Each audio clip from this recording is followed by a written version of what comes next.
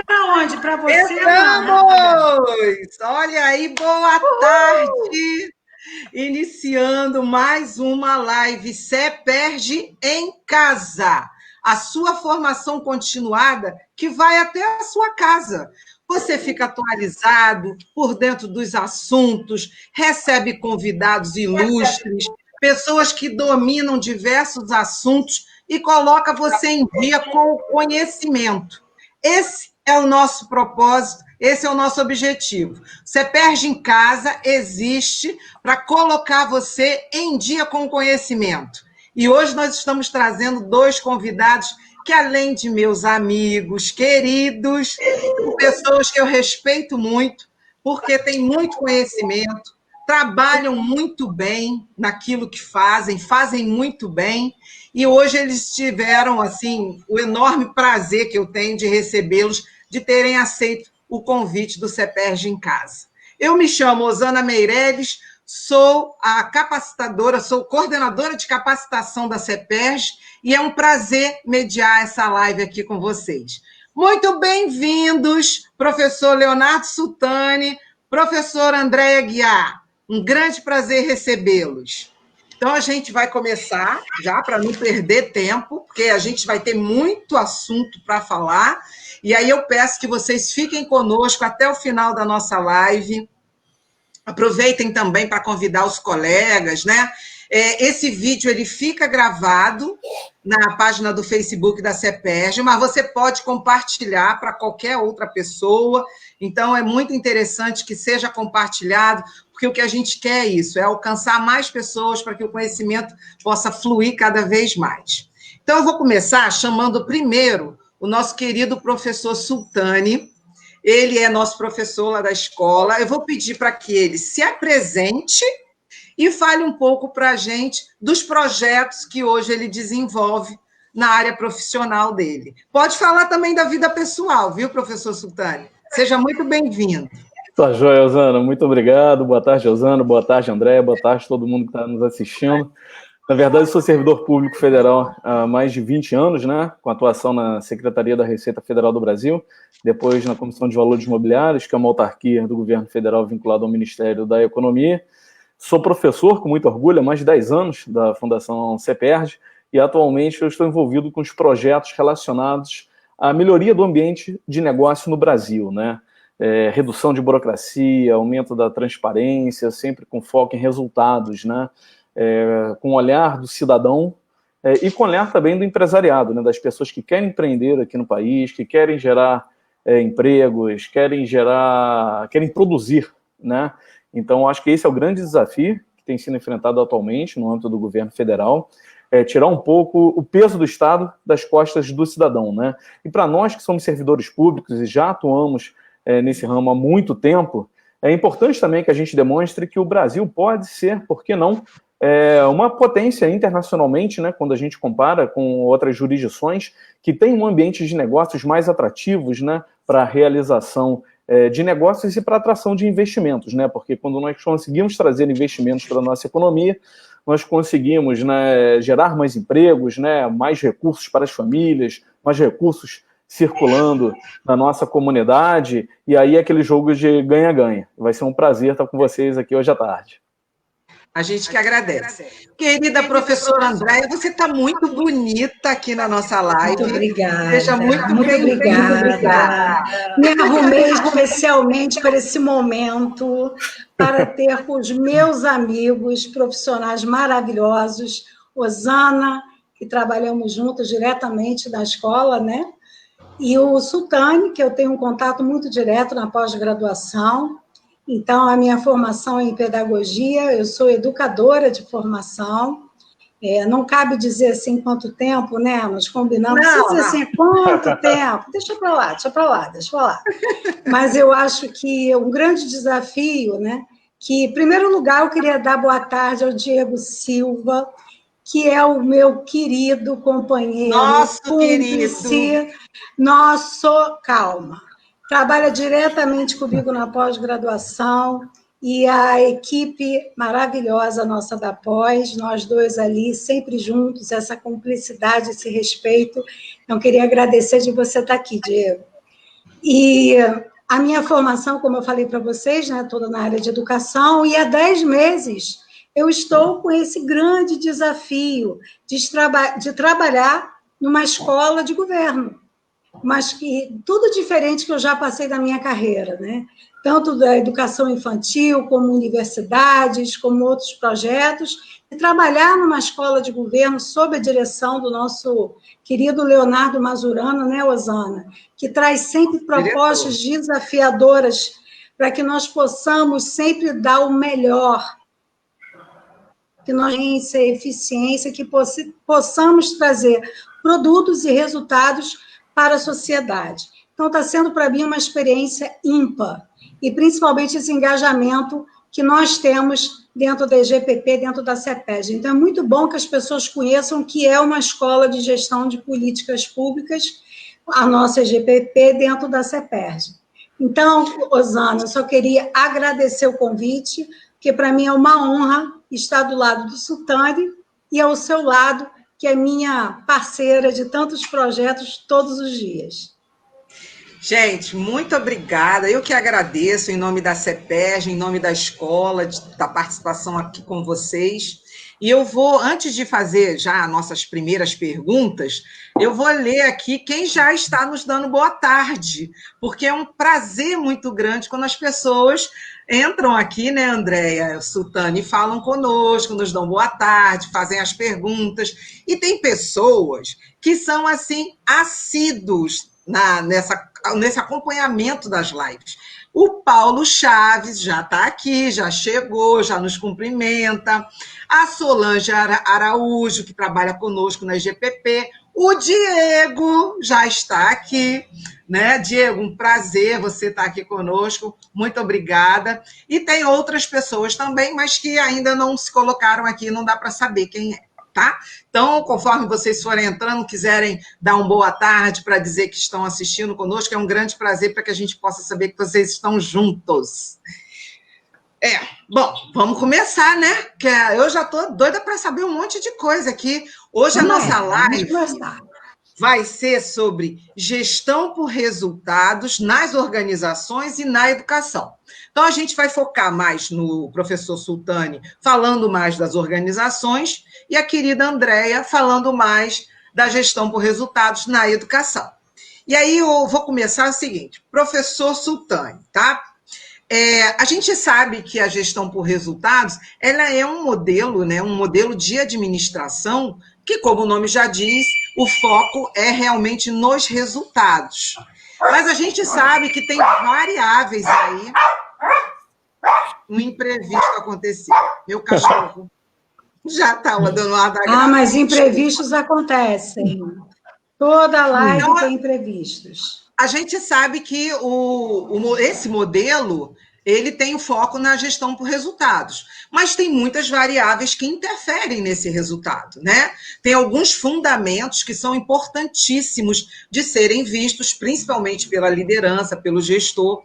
E aí eu queria que você começasse falando para a gente, então, o que é essa gestão por resultados e quais são esses princípios básicos, né? Quais são essas variáveis que são tão importantes para que a gente conheça melhor desse modelo de administração?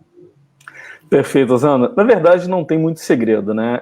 A grande questão que precede a gestão por resultados é você sempre estar se perguntando por que eu faço isso, né? Quando eu estou trabalhando numa empresa, né, eu sou funcionário de uma empresa, o que a minha empresa produz, o que ela entrega de resultado, o que ela entrega de valor? E a mesma pergunta ela pode ser feita no âmbito, na verdade não só pode, mas deve ser feita no âmbito da administração pública, né? Qual é a missão da minha instituição? Quais são os objetivos? E o que eu, servidor, estou entregando no meu dia a dia, né? Por que todos os dias eu dedico uma boa parte, né, da minha existência a trabalhar para a administração pública e o que eu entrego ao final? Com o que eu estou contribuindo? O professor Marins, ele tem um exemplo que é fantástico. Ele citou que certa vez ele estava trabalhando, enfim, tinha uma reunião, e ele foi de carro para um hotel. A reunião seria realizada nesse hotel. Chegando no hotel, quando ele ingressou no estacionamento, havia uma cancela e um rapaz que estava ali para levantar e baixar a cancela. Na hora que ele embicou o carro, O rapaz não fez nenhuma pergunta. Levantou a cancela, ele entrou, parou o carro dele. E quando ele entrou no hotel, ele foi fazer a pergunta para o gerente, né? Ele falou, o que aquele rapaz está fazendo ali fora? E o gerente falou, olha só, ele está ali para controlar a cancela. Tá bom, mas eu entrei, ele não me conhece, não perguntou se eu estava vindo aqui para me hospedar, para ter uma reunião. Ele não me fez uma pergunta. O que ele está fazendo ali? Qual é o propósito da atividade que ele está desenvolvendo? Aí o gerente chegou e falou o seguinte, olha, quando eu assumi o cargo, ele já estava ali, não vamos mexer nisso não, porque isso daí é complicado. Então, esse é um grande exemplo que a gente tem quando nós estamos no nosso dia a dia, muitas vezes acostumados a olhar o processo e nós não questionamos aquele processo, nós não questionamos as nossas atividades. E a gestão por resultados, ela vem te trazer essa reflexão. Qual é o resultado final? Qual é a entrega final? O que essa minha atividade do dia a dia está agregando valor? E para que isso aconteça, nós temos que ter uma instituição organizada. Em primeiro lugar, nós temos que ter qual é o objetivo da minha instituição, qual é a entrega que ela faz, seja na iniciativa privada ou no âmbito público. Como nós estamos aqui na Fundação CEPERJ, é importante que nós façamos uma verificação de quais são as missões. E no caso das instituições públicas, as atribuições são estabelecidas por lei. Quais são as entregas que cada órgão e entidade tem que fazer? A partir da definição das entregas, qual é o serviço prestado ao cidadão, nós estabelecemos as nossas metas, que são as metas que a instituição ela deve alcançar no decorrer de um determinado período. Tendo as metas institucionais, eu vou olhar para dentro da minha estrutura organizacional e estabelecer metas para os meus departamentos, porque são os departamentos que contribuem para que o resultado final seja alcançado pela instituição. E dentro dos departamentos, eu estabeleço metas para os servidores. Isso se chama alinhamento com o propósito institucional. É dessa forma que eu consigo estabelecer uma visão de futuro, quais são as metas que eu preciso alcançar na minha organização, desdobrar em metas para os meus departamentos, e as metas dos departamentos eu consigo atribuir responsabilidade para os servidores. Esse modelo, ele tem por objetivo garantir que os processos que são desenvolvidos na minha instituição, eles mantenham uma correlação com o resultado que eu quero gerar. Eu tenho por objetivo evitar que eu tenha um funcionário controlando a cancela de um estacionamento sem finalidade alguma, sem propósito algum. Mas isso é muito mais comum do que nós imaginamos. Muitas pessoas desenvolvem as suas atribuições no dia a dia e elas não conseguem ter uma visão com relação à contribuição que é necessária. Então, isso envolve, obviamente, uma questão de gestão comportamental, né? E a própria Fundação CEPERJ tem um curso específico sobre gestão comportamental, porque, na verdade, você muda o mindset da pessoa. Aquela pessoa que está acostumada a seguir um determinado processo, ela começa a questionar qual é a finalidade daquele processo. E você também passa a exercer uma cobrança com relação ao resultado. Obviamente, esse é o modelo ideal. E para que a gente consiga fazer uma transição do modelo atual, que muitas vezes nós somos cobrados pelos esforços que nós despendemos, né? Esforço não é resultado, né? O esforço ele não é resultado. Eu posso estabelecer as metas, não só para as minhas atividades finalísticas, que são aquelas entregas específicas que a instituição vai fazer à sociedade, mas também para todas aquelas minhas atividades de suporte, internamente, área de TI, administrativo, financeira, recursos humanos, enfim, todos podem ter essas metas para que eu consiga saber que a minha instituição está realmente realizando uma entrega ao cidadão, que é uma entrega adequada e de forma eficiente. Então, esse é o objetivo da gestão por resultados. E Sultânio, você falando assim, a gente lembra bastante a questão assim da comunicação dentro da instituição, né? Você saber qual é aquela missão, para que aquela empresa, aquela instituição existe, né? A sua missão realmente. E muitas vezes os colaboradores, os servidores entram e não ficam muito cientes disso. E aí parece que o seu papel é único e exclusivamente olhar uma portaria, né? Mais nada além disso. E é o que você deu exemplo aí da cancela. Eu vou aproveitar agora esse momento para conversar com a Andréia, porque nós tivemos na Escola de Gestão e Políticas Públicas um momento muito delicado com a passagem do curso da pós, que era presencial, para aulas online, né, Andréia? E aí a gente entende que você teve todo um trabalho junto com a sua equipe, o Diego, principalmente, à frente com você, de fazer esse processo para ter resultados no final. Então, não foi um processo tão simples, e a gente quer que você conte para a gente como é que se deu essa mudança, que foi inesperada, né? Você não esperava por isso. Os alunos, inclusive, se matricularam para fazer um curso presencial, né? E tudo isso aconteceu de uma hora para outra, mas estamos firmes e fortes com a pós-graduação. Conta para a gente a sua experiência, querida. Querida, como vocês estavam falando, até reforçando o que o Sultani falou, a gestão por resultados, né, ela passa muito também pelo um planejamento estratégico. Eu tenho muito orgulho de dizer que na nossa escola lá de governo, na EGPP, no final do ano, nós traçamos um planejamento de resultados. E para não ficar focado muitas vezes em processos, não vão chegar a determinados resultados. Eu acho que isso é muito importante, que motiva a equipe. Então, de repente, vem uma pandemia, como a Osana falou. Nós temos um curso presencial. Quando você tem uma mudança que ela não é proposta, mas ela é imposta, é totalmente diferente. Então, a primeira reação qual é? Resistência, né? Então, aqui eu tenho muito orgulho de ver que eu já tenho um aluno aqui da pós, o André, né? O André está aqui. Obrigada, André, pela sua participação. Construído, não existe um modelo ideal. Uma transição dessa, você lida muito com as emoções das pessoas. Um momento de isolamento, um momento ter que lidar com home office, lidar com as tarefas de casa e partindo, do pressuposto de que eu quero fazer um curso presencial. A pandemia está aí, como é que eu vou me adequar? Então, nós, inicialmente, pensamos no modelo. Mas não adianta eu, Andréia, Diego e os professores pensarem num projeto ou num modelo. É essencial que todos participem. E os alunos foram fundamentais nessa participação, com críticas construtivas, para que nós pudéssemos, a cada semana, evoluir uma etapa melhor, para tirar essa resistência, que não era só deles, de professores, todos estavam acostumados a lidar com aquela rotina.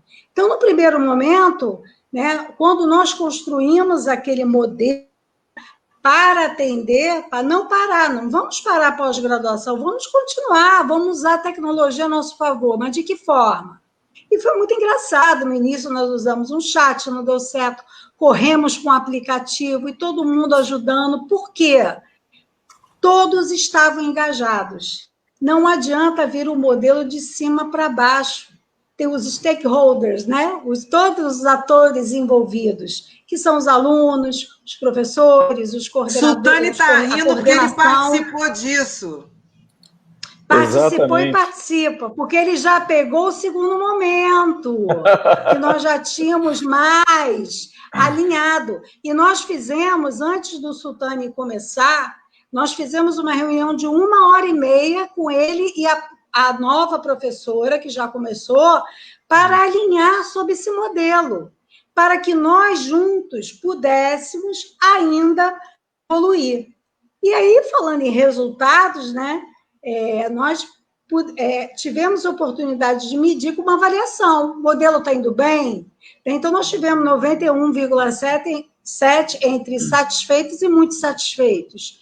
Mas eu vou direto nas críticas, né? Eu quero saber do que pode melhorar. Né? Educação é um processo contínuo de melhoria. E aí, a todo momento, eu recebo, no privado, no grupo, aquilo que pode ser melhor. Então, eu acredito que essa transição, né, que não foi proposta, mas foi imposta, nós conseguimos fazer essa transição porque foi um modelo construído com várias mãos, com vários atores, com várias pessoas dando as suas opiniões, e o Sultani está de prova. Então, na educação, essa questão... Você também foi uma liderança muito presente nessa passagem, né? Eu tive a oportunidade de acompanhar você participando dos chats, participando dos grupos, conversando com os alunos, convencendo os alunos que era melhor ter as aulas online do que parar o curso. E isso foi um trabalho de formiguinha, né? Porque teve que ir a um, né? Você tocou numa situação muito importante. Eu sempre fui por ser professora, você sabe disso, educadora como você, como Sultani, eu não consigo ficar atrás de uma mesa. Eu tenho que ir à frente, saber o que o aluno está sentindo.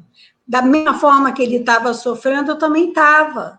Então, se eu não entender a dor dele, eu não vou conseguir fazer um bom trabalho. Eu não, nossa equipe.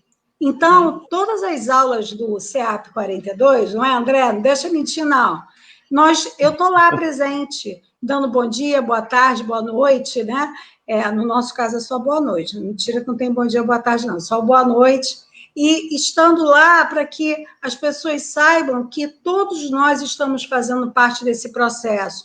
Enquanto eu estou numa turma, o Diego está em outra, porque nós somos parceiros. Então, você falou muito bem, não adianta a liderança chegar e dizer, é assim que tem que fazer. Ela só vai entender a forma de fazer se ela participar. No momento que ela está ali junto e viu que caiu, que teve dificuldade, que o chat não deu certo, porque ela está participando, ela entende. Ela entende que tem que melhorar. Agora, se ela ficar de fora só redigindo um procedimento, né, o Sultani, o manual é fácil. Então, eu acho que essa presença e essa escuta, ela faz a diferença. Fez toda a diferença. Vou aproveitar também o gancho da fala aí da Andréia do trabalho home office, né, para perguntar ao Sultani. Sultani, professor, nós estamos trabalhando home office já há todos esses meses, né, desde que foi feito o primeiro decreto de isolamento social, e como nós tivemos que aprender, a Andréia falou de várias ferramentas, tivemos que testar, não deu certo, vamos botar em outra. Inclusive, a CEPERJ lançou um curso do teletrabalho que ainda está aberto, inscrições para quem quiser fazer, gente, 100% online, 100% gratuito e com certificação ao final. Então, assim, nós também tivemos que dar o nosso jeito e ainda tentando ajudar as pessoas a encontrar o caminho do teletrabalho. Esse modelo de teletrabalho, nesse modelo de administração da gestão por resultados, ele favorece a gestão por resultados? Olha, Zana, até pegando um gancho, né, no que vocês tinham falado anteriormente, quando nós temos dentro de uma instituição uma visão de uma gestão por resultados, acaba que os servidores, né, os colaboradores, eles acabam entendendo qual é a contribuição que eles realizam. Existe uma figura muito interessante que é utilizada no estudo da administração, que foi criada por Mintzberg, que é o desenho de um elefante, né? Quem está nos acompanhando aí pode ingressar na internet e verificar. Ele coloca várias pessoas, né, vendadas para apalpar um elefante. Então, dependendo da parte que você consiga apalpar o elefante, você vai dar uma descrição daquele objeto. E, na verdade, como o elefante ele é um bicho muito grande, né, com diferentes partes, acaba que cada um, por só conhecer uma determinada parte do elefante, acaba fazendo uma descrição equivocada. Porque não consegue ter a visão do todo. Então, quando todos tiram a venda, você consegue realmente verificar que um elefante ele tem as patas, tem as orelhas, tem a tromba, tem o rabo, é formado por várias partes. Mas se eu só conhecer uma das partes do elefante, eu não consigo compreendê-lo como um todo. Então, antes de mais nada, e você e a André mencionaram isso muito bem, é importante que os servidores, os colaboradores, eles entendam esse processo. Até mesmo porque, se eles conseguirem participar com sugestões de aprimoramento, né, de melhorias, há uma sensação de pertencimento. Independentemente de você prestar o serviço no local ou remotamente, a sensação de pertencimento é que vai demonstrar o grau de valor que vai ser entregue ao final. Então, eu posso ter no trabalho à distância ou no trabalho presencial, um grau de comprometimento daquele servidor que não vai ser diretamente atribuído a ele estar longe ou perto. Antes de mais nada, ele tem que sentir o pertencimento e compreender que aquela etapa com a qual ele contribui faz parte de um todo, e o todo é uma entrega de qualidade à sociedade. Então, verificado, ultrapassada essa etapa, a gente faz uma análise isolada com relação a quais são as atividades que podem ser desenvolvidas de forma remota, à distância, e quais são aquelas atividades que exigem, por natureza, um atendimento presencial. O IPEA divulgou um estudo recentemente analisando todas as regiões do Brasil. Foi um estudo do IPEA com o IBGE. E eles verificaram que de todas as atribuições, de todo o trabalho que é desenvolvido no Brasil, nos mais diversos setores, aproximadamente 23% da mão de obra empregada, aproximadamente 20 milhões de pessoas, poderia trabalhar no home office, em razão das características das atividades que essas pessoas desenvolvem. Quando a gente avalia estado por estado, Brasília, em razão do desenho empregatício daquele local, 33%. Depois vem São Paulo, com 29%. Em terceiro lugar, o estado do Rio de Janeiro, com 27%. Então, a gente tem que fazer essa avaliação inicial. Existem atividades que você não pode realizá-las à distância. Mas existe uma boa parte das atividades que pode ser realizada à distância. Então, em primeiro lugar, quanto melhor eu conhecer os objetivos da minha instituição, quanto melhor eu conhecer e tiver acesso às metas que eu tenho que alcançar, mais tarefas podem ser delegadas. Porque eu não preciso... É uma cobrança diferente. Eu não preciso estar das 9 às 13 e das 14 às 18. Eu vou verificar entregas. Eu quero conferir o resultado e a produtividade daquele servidor. Então, esse ponto é muito importante. E isso envolve uma mudança cultural, inclusive. Uma mudança cultural com o olhar do empregador, com o olhar do colaborador e com o olhar também da sociedade. Porque nesse próprio período agora de pandemia, quantas vezes nós já escutamos, olha, os servidores estão em casa sem produzir, estão ganhando sem produzir. Absurdo, né? Então, é revoltante esse tipo de comentário. Em todos os setores da economia, público ou privado, você terá atividades que somente podem ser desenvolvidas em loco e atividades que podem ser desenvolvidas remotamente. Do meu ponto de vista, para que a gente consiga desenvolver uma atividade com o maior potencial de produção, eu acho que o trabalho à distância está aí para isso e já tem demonstrado. Né? A gente hoje ainda vai falar sobre isso, exemplos práticos de aumento de produtividade durante esse período.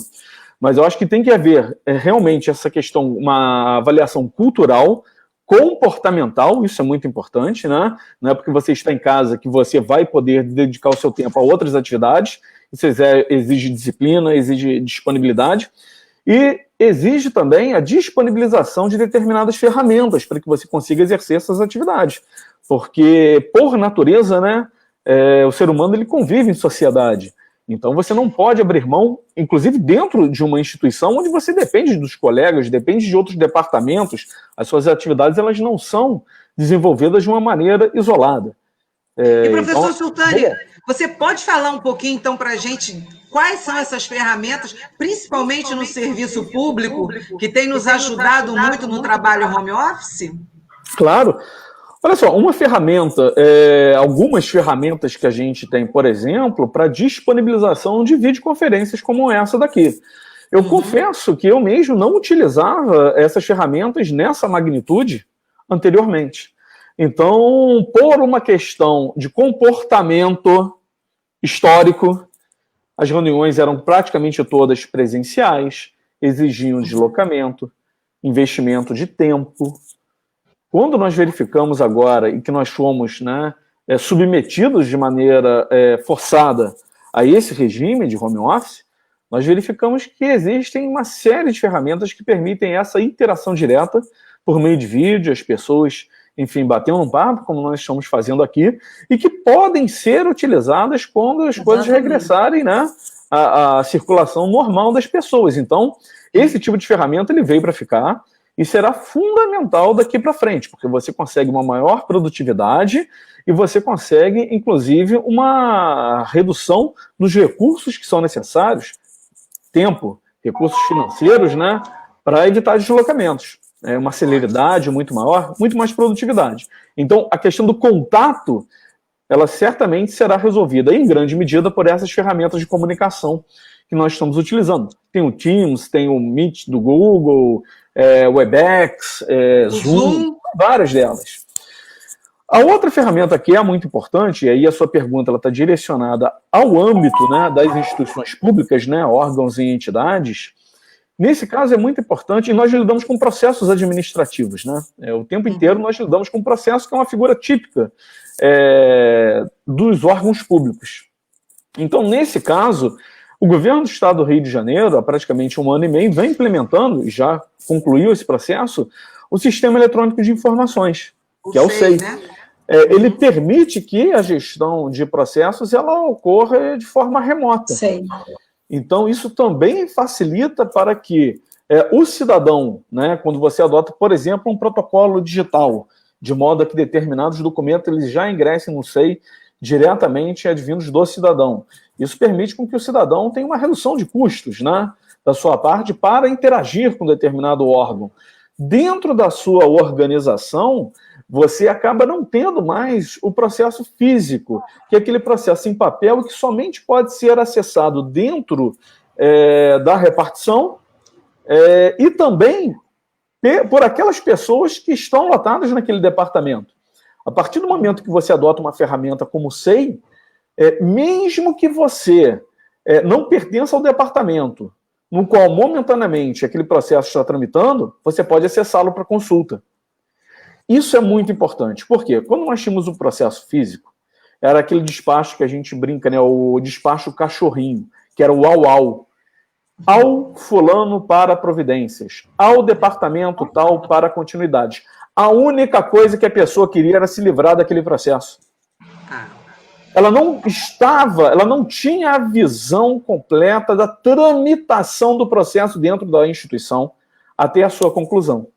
Porque era um processo que tramitava fisicamente, muitas vezes até entre diferentes órgãos, e a partir do momento em que você tem o acesso ao SEI, pelo menos para consulta por todos os departamentos pelos quais aquele processo tramitou, você consegue entender melhor, inclusive, quais são as responsabilidades daquele departamento onde originou o processo, do seu departamento, do departamento seguinte. Então, isso facilita muito a instrução conjunta de processos. Então, é uma ferramenta que, por ser acessada, inclusive, pelo celular. Está aqui, você pode entrar aqui no SEI, pelo celular, e despachar com assinatura eletrônica. Ele garante uma maior segurança para o processo, porque há uma autenticidade quando você inclui um determinado documento, você tem uma rastreabilidade muito maior, você tem um controle gerencial muito maior a respeito do tempo de tramitação do processo dentro de uma instituição. Você permite instrução conjunta por vários departamentos daquele processo. Você permite até, em determinados casos, onde você já consegue tramitar os processos entre diferentes órgãos, que diferentes órgãos atuem naquele processo. Por exemplo, eu como cidadão, como empreendedor, eu quero obter determinada licença para um empreendimento, mas muitas vezes ela precisa passar por diversas secretarias, licenças ambientais, licenças para realização de obras, autorizações de corpos de bombeiros, defesa civil. Então, é um processo que praticamente não tem fim quando é feito de forma esparsa e por meio físico, no qual o cidadão você pegar o processo embaixo do braço e levar para todas as secretarias. Né? Realmente é muito difícil, principalmente com a visão do cidadão, Ana. Aí, Osana, é que eu falo na questão de nós termos sempre a sensibilidade e perseguirmos qual é a finalidade do nosso órgão, quais são os resultados que nós queremos alcançar, mas com o olhar do cidadão. É o olhar do cidadão. Porque nós somos servidores públicos, mas nós também consumimos os serviços que são prestados pelo Estado. Então, nós somos, ao mesmo tempo, prestadores e consumidores desse serviço. Então, a nós também interessa ter processos menos onerosos, mais céleres, menos complexos, que não exijam burocracias desnecessárias. somente aquelas que são realmente importantes para que você consiga assegurar a rigidez do processo. Exatamente. Então, eu acho que existe um bom caminho para evoluir. Eu posso te dizer que a gente tem usado muito o SEI nesse período, né? E as coisas não têm ficado paradas. Então, isso é muito até interessante que a gente diga aqui para as pessoas que o SEI tem feito o trabalho andar, independente de nós estarmos trabalhando no home office. Né? Então, foi ótima essa fala do professor Leonardo Sultani, embasando a importância do SEI nesse momento e também o uso dele no nosso dia a dia. Eu vou passar a palavra para a Andréia. A Andréia deu uma fugida, não sei o que aconteceu, mas acho que agora ela está nos escutando. Está nos escutando, Andréia? Andréia? Acho que não, acho que ela saiu de novo. Bom, enquanto ela volta, professor Sultani, a gente sabe que também nessa questão do trabalho na gestão por resultados, né, a importância de dois pontos que são cruciais para que dê certo. A formação de uma equipe boa, qualificada, responsável, como você disse, que sabe bem qual o seu papel, né, no trabalho a ser realizado. E a segunda é uma liderança muito forte. E eu fico pensando hoje como deve estar sendo difícil para as lideranças organizar essa equipe home office. O que você tem a nos dizer sobre isso? Eu vou botar a Andréia para voltar, e aí a gente depois passa a palavra para ela. Mas, enquanto isso, eu queria que você falasse um pouquinho para a gente. Como é que está sendo organizar uma equipe de longe? Rosana, aí é que a gente verifica, né, qual é a diferença prática entre um líder e um chefe, né? Então, muitas vezes nós nos deparamos com chefias, né? Que muitas vezes sequer sabem por que estão delegando determinadas tarefas e não estão sequer preocupadas com as competências dos servidores, dos colaboradores. Isso é muito comum.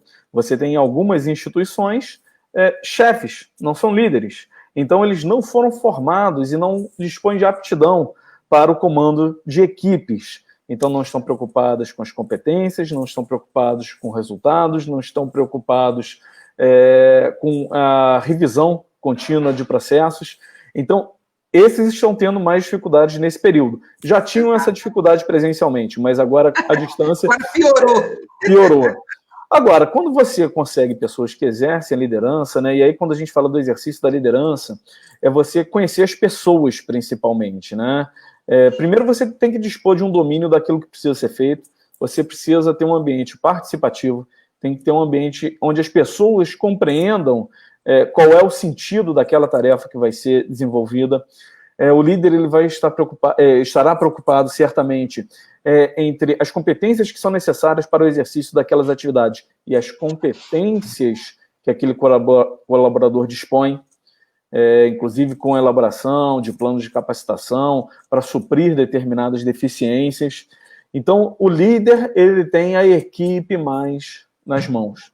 E quando você dispõe de uma liderança, você consegue exercer uma liderança, né, para comandar uma equipe, que vem desde a formação da equipe até o desenvolvimento dos trabalhos daquela equipe, né? Você vai conseguir alcançar resultados, e aí, nesse caso, é praticamente indiferente se você está realizando esse trabalho à distância ou presencialmente. Tá ótimo. Professor, então agora eu vou falar com a Andréia. Andréia, eu fiz uma outra pergunta para o professor Sultani, porque você tinha saído do ar. Você está me ouvindo bem? Então, tem direito a mais uma. Vai ter. Tem direito. Olha tem só, direito Andréia. a falar mais, então, agora. Estou brincando. Não sei o que aconteceu. Nós sabemos que, nesse momento agora de pandemia, nós estamos nos adequando. Pode falar. Nós sabemos que a nossa Fala, escola, Rosana, né? não ouvi. A EGPP, ela é a Escola de Gestão e Políticas Públicas, é uma escola de governo da Fundação CEPERJ. A EGPP, além dos cursos de capacitação, que são os cursos de curta duração ou de extensão, tem a pós-graduação, que a Andréia coordena, né, que é a pós-graduação de Administração Pública e de Finanças Públicas. E esse período a gente tem trazido muitas novidades para o nosso processo pedagógico. Um dos diferenciais, além da gente ter toda uma relação dialógica, de estudos de caso, nós temos a metodologia do projeto aplicado na pós-graduação. E é sobre esse assunto que eu queria que você falasse, Andréia, explicasse um pouco para as pessoas qual é esse diferencial da metodologia do projeto aplicado. Eu já estou rindo aqui que o André já quer fazer perguntas sobre Ele colocou o projeto aqui. aplicado, já estou com a caneta para escrever, tá? Mas vamos lá, gente, brincadeira, tá, André? Na verdade, como vocês estavam dizendo, né, todo esse processo é holístico e ele é fundamental quando você está elaborando um projeto. Então, a EGPP, ela criou a questão do projeto aplicado, porque, geralmente, qual é a entrega que você tem no final de um curso de pós-graduação? Um artigo, que muitas vezes ele é defendido numa banca e, entre aspas, é colocado numa gaveta.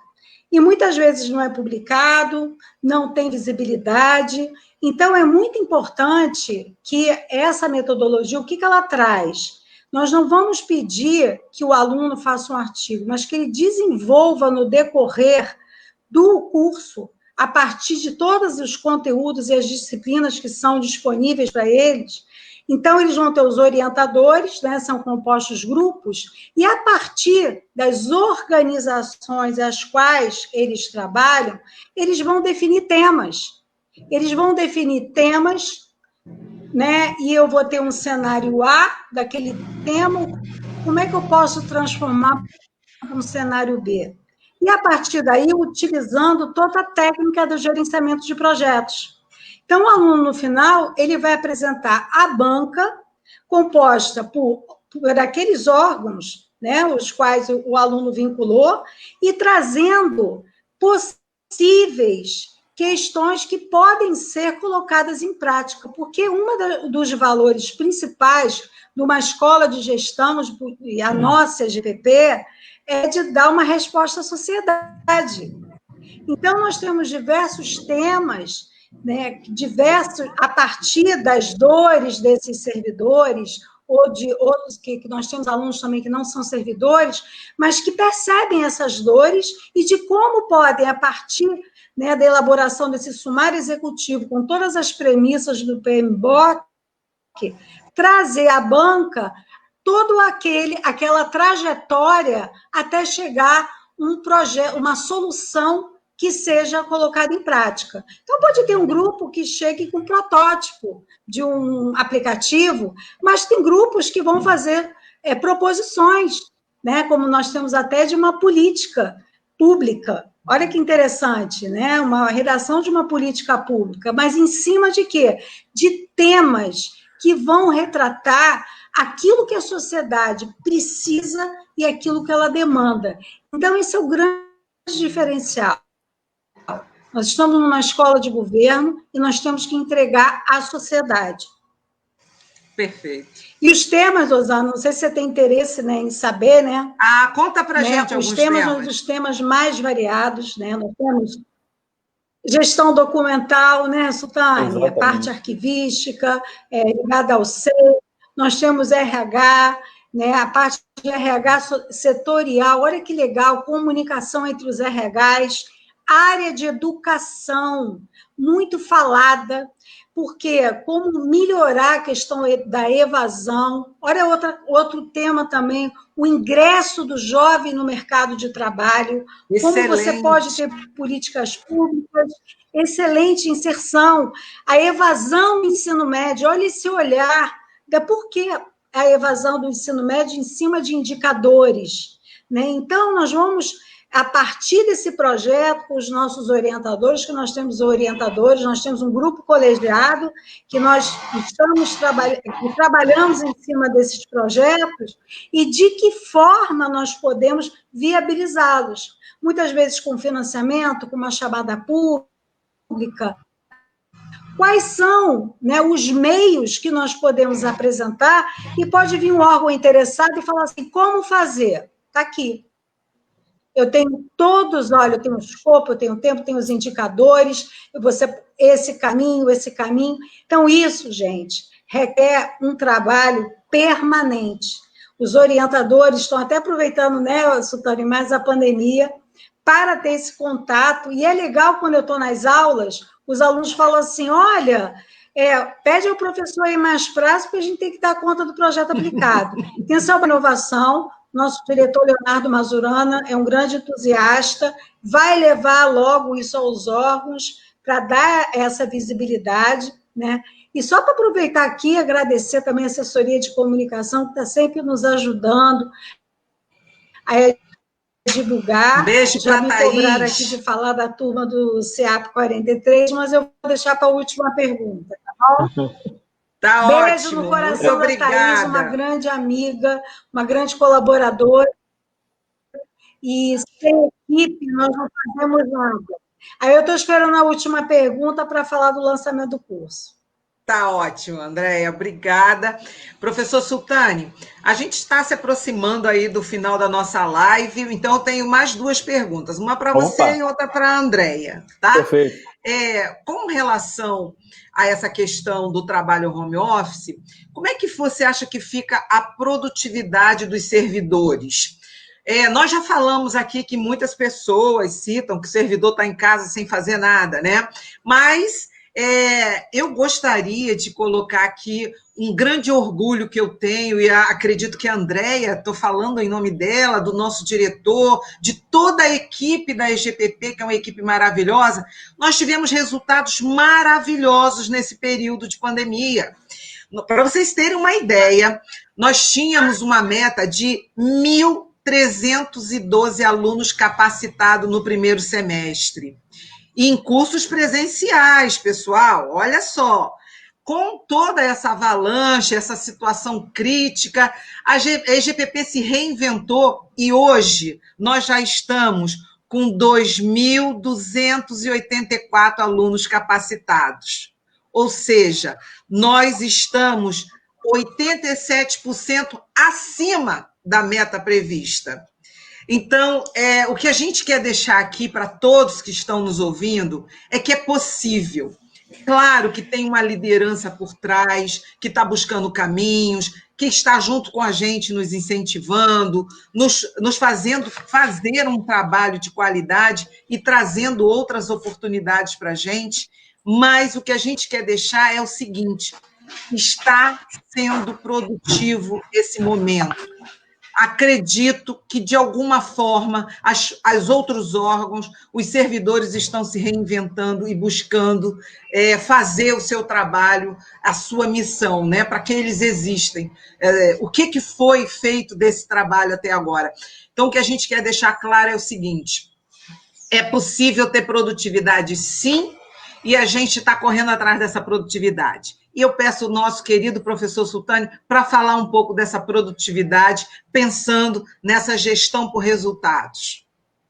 Assim, a produtividade ela vai estar diretamente associada à organização daquela instituição, no que se refere ao estabelecimento de objetivos claros, a definição de metas, a sua capacidade de desdobrar essas metas pelos diferentes departamentos que compõem a instituição, e você também conseguir, dentro de cada departamento, estabelecer quais são as atribuições e as metas individuais de cada um dos colaboradores, né? Isso daí serve tanto para o meio físico ou presencial, quanto para o trabalho à distância, né? Então, isso daí é uma base que nós temos para direcionar os trabalhos e as atividades daquela instituição. Então, o que nós percebemos, né? Como foi falado anteriormente, existem algumas instituições que têm a possibilidade, em razão do serviço que prestam à sociedade, de realizar praticamente todo o seu trabalho à distância. E nós temos visto, nesse momento de pandemia, alguns órgãos e algumas entidades, no âmbito estadual, no âmbito federal, inclusive baterem recordes de produtividade. Quando nós analisamos o estado do Rio de Janeiro especificamente, o Tribunal de Justiça, tanto na primeira quanto na segunda instâncias, eles têm batido recordes com relação a despachos, decisões, prática de atos. Então, essas são boas notícias, observando principalmente que não houve uma preparação prévia, um planejamento prévio, para que o órgão pudesse transformar a sua atuação presencial para a atuação à distância. Foi abrupta, e praticamente com 100% dos colaboradores, magistrados, assessores, cartórios, atuando dessa forma. Então, o que nós imaginamos? Né? Houve um ganho, o que nós percebemos? Houve um ganho de produtividade muito rápido. Algumas instituições elas conseguiram acelerar, inclusive, os seus investimentos na área de tecnologia, porque o trabalho à distância exige o emprego de tecnologia. Alguns órgãos já estavam mais organizados, inclusive no que se refere à definição dos seus processos internos e aos resultados que têm que ser alcançados. Então, se nós estamos dando um exemplo aqui dos resultados alcançados pelo Tribunal de Justiça, existem as metas que são estabelecidas, inclusive, pelo Conselho Nacional de Justiça. E o Estado do Rio de Janeiro, nosso Tribunal de Justiça, tem sido exemplo no cumprimento dessas metas. Outro órgão que a gente pode citar, e aí no âmbito federal, é a ANEEL. A ANEEL já tem, inclusive, uma redução, uma economia em termos de orçamento, aproximadamente 15 milhões de reais em 3 meses. E, em alguns casos, ela conseguiu, inclusive, demonstrar já o aumento da produtividade. Por exemplo, o prazo para a instrução de um processo de transmissão de energia reduziu de 91 para 70 dias. O prazo de atendimento às demandas do cidadão por meio da Lei de Acesso à Informação já reduziu em 4 dias. Então, é muito importante que a gente considere, né, essa visão um pouco mais ampla a respeito de quais são as atividades que podem ser desenvolvidas dessa forma, à distância, ou de forma semipresencial, que eu acredito que o futuro vai estabelecer um equilíbrio entre essas formas, né? Nem tanto o céu, nem tanto a terra. Então, que você consiga aprimorar o seu sistema de gestão de desempenho interno, com estabelecimento de objetivos claros, de metas que sejam claras, indicadores de desempenho, que você consiga fazer a distribuição dessas metas entre os departamentos e também atribuir metas específicas aos servidores. Quanto mais fortes forem esses mecanismos de gestão, mais fácil será realizar a gestão dos processos, avaliar os resultados que são entregues e focar naquilo que é o mais importante, Rosana. Focar no resultado e não no processo, não no meio. Eu quero o resultado final. Eu posso chegar ao final de 1 mês de trabalho tendo me esforçado demais, tendo feito 300 processos. Agora, o que representam aqueles processos? O que eles trazem de resultado? Às vezes são exigências que nós colocamos aos cidadãos que não fazem o mínimo sentido, que não contribuem para nada. Então, o foco ele não pode ser mais no meio, na disponibilidade que você tem daquele colaborador das 9 às 13 e das 14 às 18. O foco ele tem que ser no resultado que tem que ser entregue. Aumento da produtividade, aumento do valor que é entregue ao cidadão. Ótimo, professor. Foi ótimo você falar sobre tudo isso, sobre esses resultados que já estão aparecendo, né, de produtividade de empresas que estão produzindo muito mais nesse período de trabalho home office, de pandemia, de crise, porque sempre tem uma oportunidade. Até fazendo só uma parte aqui, né, uma complementação, isso considerando que nesse momento, né, nós estamos trabalhando no home office, mas com uma série de restrições, né? Muitas pessoas ainda têm as crianças em casa, você tem que cuidar de alguns entes familiares, até para precaver com relação, né, a algumas medidas, né, de prevenção à doença. Filhos, isso foi feito de uma maneira abrupta. Então, acredito que daqui para frente, né, os órgãos, as entidades públicas, principalmente, eles podem considerar essa ferramenta como uma ferramenta de aplicação efetiva, estabelecer políticas para utilização e se organizar de maneira a que isso entre na nossa rotina, né, não só nesse momento de crise.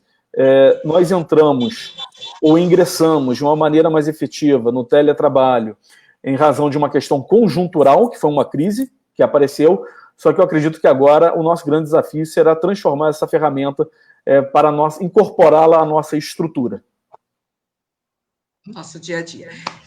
Eu vou falar rapidamente, Andréia, antes de fazer a última pergunta para você, porque eu estou vendo aqui nossos queridos amigos falando com a gente, e hoje, infelizmente, a gente nem conseguiu ler direito as perguntas, porque nós tínhamos muitos assuntos, né? E aí a gente quis valorizar a presença dos convidados. Eu estou vendo aqui, ó, Paulo Chaves, obrigado. Montese, nosso diretor da CEPERJ Concurso, inclusive o Montese também lançou um produto novo nesse período, né? Que foi o processo seletivo simplificado emergencial, que é para aqueles órgãos, os órgãos que não podem fazer um processo seletivo presencial, eles agora podem fazer online, 100% online, e a gente sempre pede que vocês divulguem nos órgãos e os interessados busquem no site da CEPERJ maiores informações. Então, Anderson Montese, muito obrigado pela participação, nosso diretor também, né? E que ele está falando o seguinte: concordo que o resultado fugiu para mim. Não estou conseguindo ler. Concordo que o resultado é o foco do projeto. O resultado do projeto o foco. O processo pode ser construtivo, ser feito de forma colaborativa. O processo pode ser construtivo. Claro. Temos aqui a Rosana, que também é nossa professora lá da Escola de Gestão em Políticas Públicas. Muito obrigada, querida professora. A Marilda Santana, dando boa tarde. O Silvio, que passou aqui na semana passada na live. Silvio Salgado também, muito obrigada, professor Silvio. O André Teles, né, falando aqui. Gente, muito obrigada pela participação, nós ficamos muito felizes que todos vocês possam colaborar com a gente, fazendo essa participação cada vez mais atuante e trazendo novidades para a gente, esse é o objetivo. Professora Andréia, a nossa última pergunta, porque nós vamos encerrar, nós já estamos com quase 1 hora de live, são 57 minutos que passaram voando. O que você espera do novo normal para a educação, nesse momento pós-pandemia? Esse novo normal que está todo mundo falando aí, o que você acha que vai acontecer desse novo normal na educação?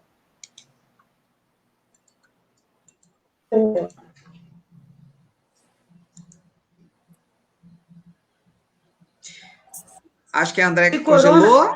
Estou vendo. Eu acho que esse termo, né? A gente mais ouve como será o novo normal. Tá? O novo normal, como é que ele vai ser? Todo mundo só fala nisso. Eu acho que na educação houve essa dicotomia, essa distância. Então, o que era presencial não tinha necessidade de mediação de tecnologias da informação. Eu estou pagando o curso presencial, para que eu tenho que ter tecnologias? E aí isso tudo a pandemia trouxe para a gente, quebra de paradigmas. Eu quebrei vários. Para mim, reuniões deveriam ser, olho no olho, é isso que dá certo. Nós fizemos uma reunião colegiada de orientadores maravilhosa, e eu me rendi. Então, nós podemos fazer, sim, eu acho que a educação, ela tinha essa questão muito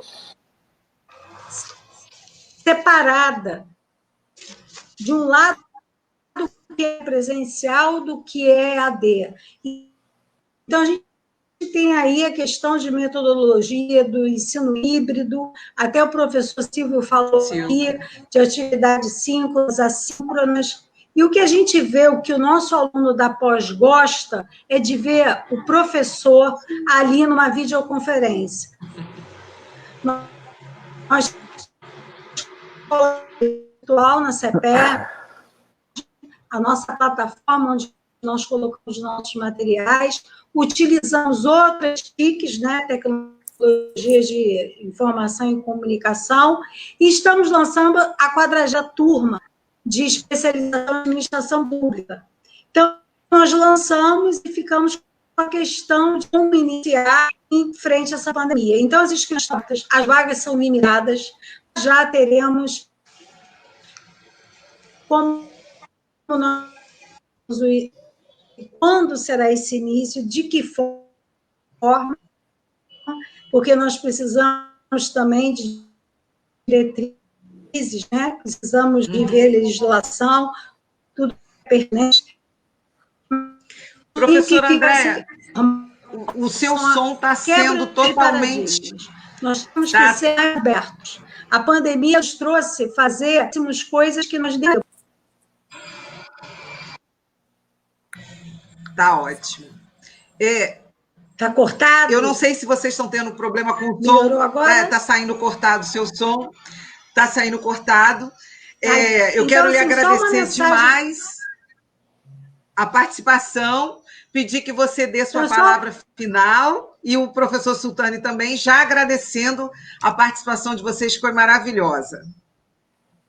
Professor Sultani, por favor, sua palavra final, uma palavra que nos inspire.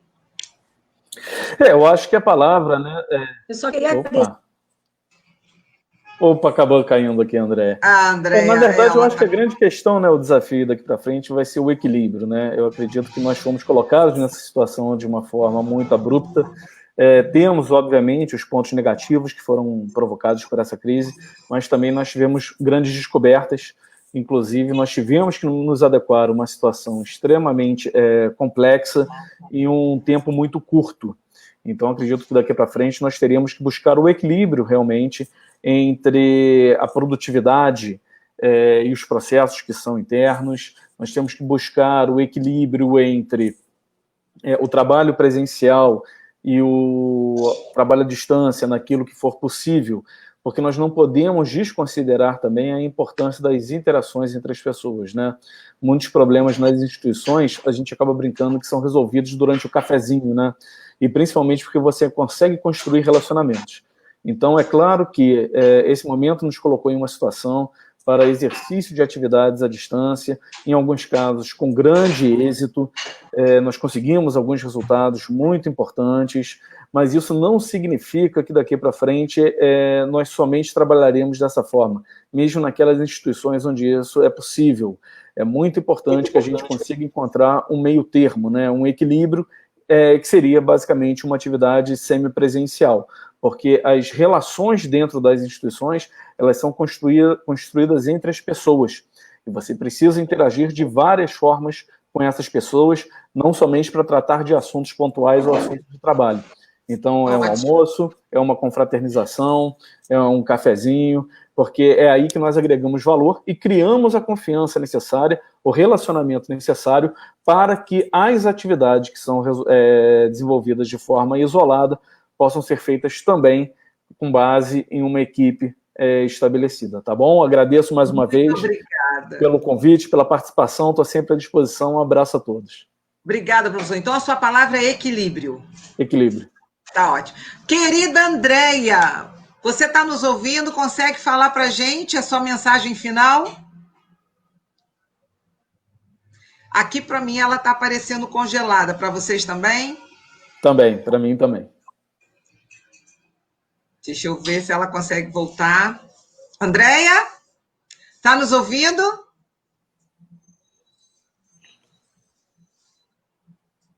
Professora Andréia, você consegue nos ouvir? Deixa eu ver se eu consigo fazer pela última tentativa. Não queria me despedir sem ela dar também a palavra final dela. Uma pessoa muito querida, com um trabalho muito competente. Isso dá, Andréia, direito a uma nova participação, Rosana. Andréia, consegue? Tá, não? Pode falar, Andréia. Estou aqui. Tô ouvindo. Por favor, sua palavra final, bem rapidinho. Não está. Caiu. Está ainda entrando. Infelizmente, eu acho que a gente não consegue fechar com a Andréia. Professor Sultani, muito obrigada por sua participação, por ser esse professor tão querido da nossa escola. Andréia, consegue falar rapidinho?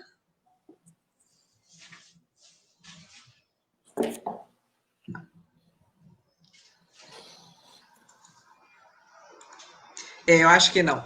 E aí, professor, fica aí o desejo de revê-lo muito em breve na nossa escola, nos nossos cursos, desejando a todos uma excelente tarde, Lembrando que sexta-feira nós temos uma nova live.